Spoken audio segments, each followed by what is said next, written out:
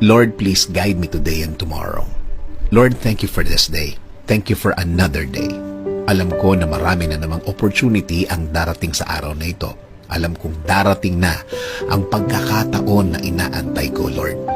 Panginoon, bigyan mo ako ng direksyon ngayong araw.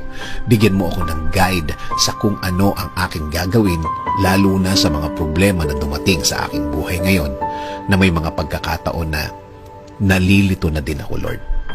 Ibigay mo po sa way ko ang mga sagot at solusyon sa mga dalahin ko ngayon, Panginoon. Ilayo mo po ako sa mga pagkakataon at mga tao na naglalayo sa akin sa sagot ninyo sa aking mga problema, Lord.